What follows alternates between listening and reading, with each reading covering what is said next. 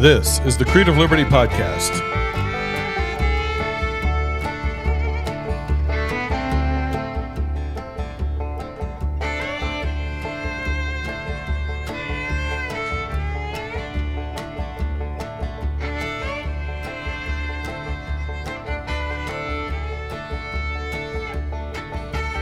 Welcome back, everybody. This will be a short podcast, so I won't take much of your time today.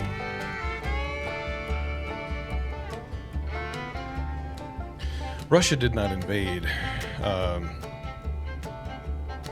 Ukraine under Trump's administration. It did invade Ukraine, took Crimea under Obama and Biden. There's a lot we don't know that goes on in geopolitics. There's a lot we're not told. Comes out 20, 30, 50 years later. We still don't know who shot JFK. Besides Harvey Oswald. But there's a lot that goes on behind the scenes that we never know about, we'll never hear about, and that's okay with me. But the presence of a strong nation will deter many things. The presence of a strong man will deter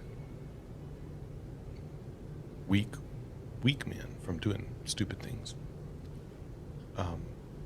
So when America seems strong, our enemies tend to hold off. When America seems weak, that's when they think or know that they can invade another nation. So this is going to be a two-part issue. I'm going to talk a little bit about Russia and Ukraine and just kind of the geopolitics behind that, and then we're going to talk about the GOP, the red wave. So whether he was allowed to take Crimea under Obama, we don't know, but he did. Did he see weakness and take advantage of it, or were there deals in the back room where he could take advantage of it? I don't know, but he did. He didn't do anything under Trump. Trump was unpredictable, and I don't think that he thought he could take advantage of the situation in Ukraine, or just take Ukraine, period, under Trump. Or whether those backroom deals, we don't know. Trump could have said, hey, Russia, don't do that if you want to keep producing energy, giving people energy. So, but like I said, we don't know. We don't know any of that. All we can look at is what we see. It didn't under Trump, did under Obama, has under Biden. So, in both cases, I would say it was a weak presidency either way, right? And Putin took advantage of it.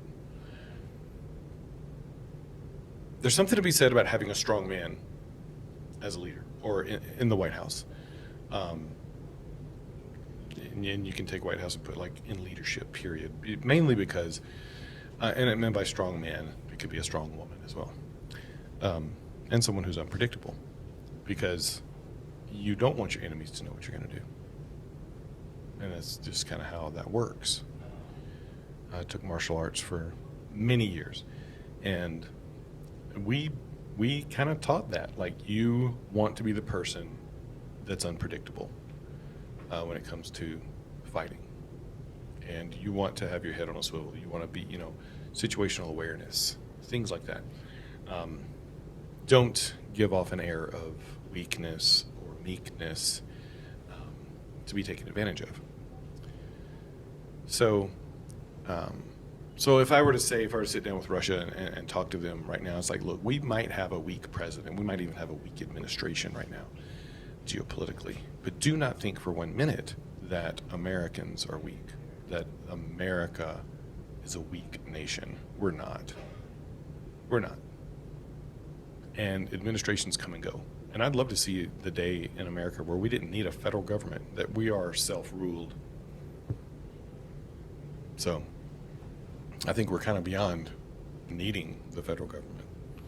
But that's just me. Yep, I'll still I'll still pay my taxes and do the things I'm supposed to do. But I can see a day where we have systems set in place to where we're like, we don't need that. So, but that's just me. But that's what I would say to Putin. Like, look, we may have a weak administration, but don't try anything, because we got another administration coming in. In 4 or 8 years, there'll be another administration, and administrations change. And if you do something stupid, you're probably going to pay the consequences for it. So we'll see. We'll see what happens with the next administration, which leads me to the GOP. Told you I'm going to keep it pithy and quick today. So, dear GOP, look at the Democrats right now. There is a supposed red wave coming, red tsunami. Fantastic. I love it. I lean conservative, but not without my own principles. I'm not voting for some of the Republicans this time around. It's not just a blanket red ticket for me. I'm also not voting for any Democrats either, but there you go. See my last episode. But here's what I would say to the GOP. Look at the direction the Democrats have taken this nation, whether it be the administration or in some of these cities where crime is running rampant, fentanyl is running rampant, you name it. Your schools suck, whatever you as the American people don't like. Look at that and say to yourself, we're going to fix these things. We're going to be good by the American people. Because if you don't, dear GOP, if you just get in office just to get in office, and you don't make those changes, and you don't do things that the American people need, we will vote you out of office in 4 years as well. It doesn't matter who's president. It doesn't matter.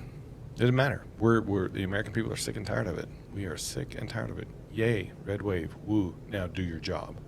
Period. Do your job. Don't get caught up in politics. Don't get caught up in the wokeisms. Don't kowtow to the wokeisms. Get in there and make your states better. Make them better for everyone. Let all of those ships rise. You're going to have complainers in any job situation or whatever. They're going to complain. People are going to complain. Push them to the side and get your job done. Don't kowtow to them. So that's all I wanted to say. So, dear Putin, we're not a weak nation. We may have a weak administration. And to the GOP, if you pull the same crap that the Democrats are doing, we will vote you out of office as well. So take this as fair warning. You're being given here an opportunity this election cycle. Make good on it. Not so you can keep winning elections, but because you serve us. You represent us. We're not a democracy. We're a representative republic.